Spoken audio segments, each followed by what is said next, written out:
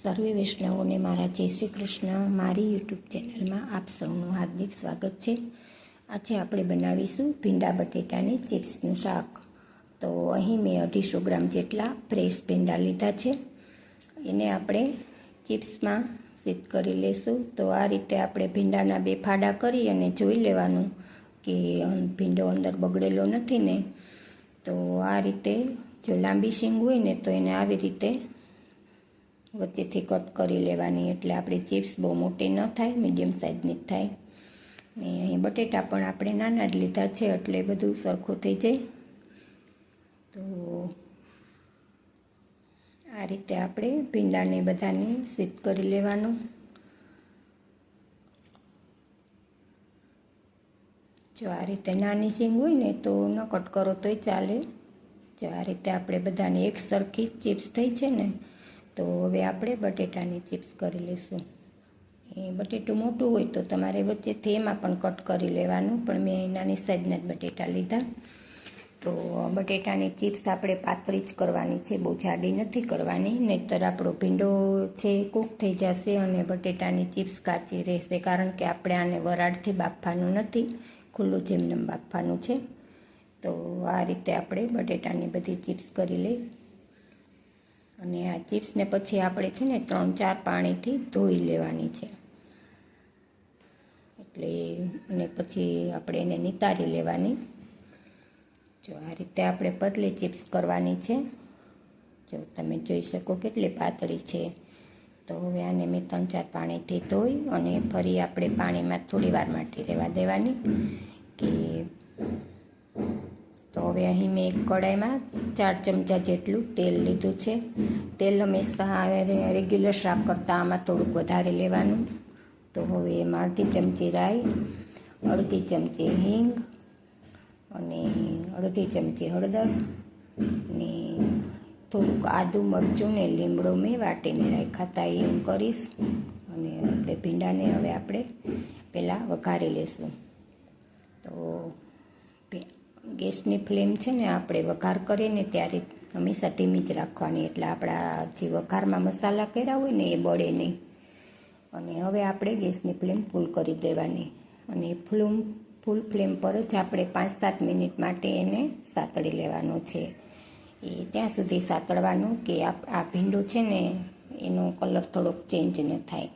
તે પછી જ આપણે બટેટું કરવાનું છે અને ત્યાં સુધી આપણે સતત એને હલાવતું રહેવાનું.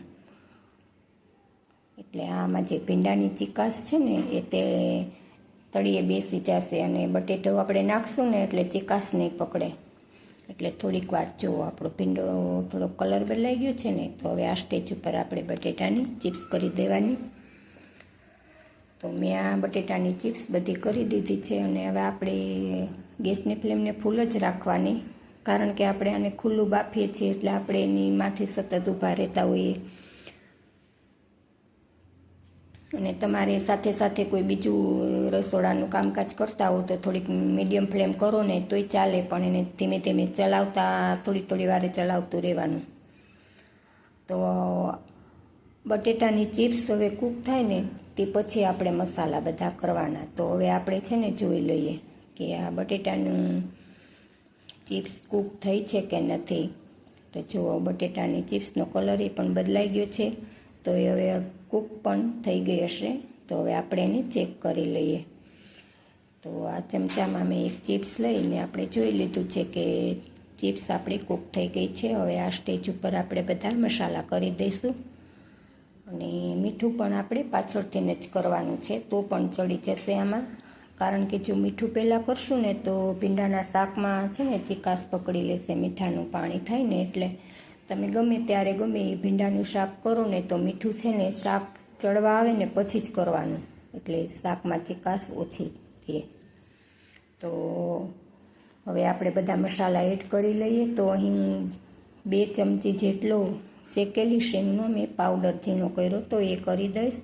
4-5 ચમચી જે ઝીણી સેવ હતી ને એનો મેં ભાંગીને ભૂકો કર્યો તો એ કરું છું. 1 ચમચી ટોપરાનું ખમણ, 1 ચમચી તલ કરી લઈશ અને 1 ચમચી જેટલી સાકરનો પાવડર કરીશ.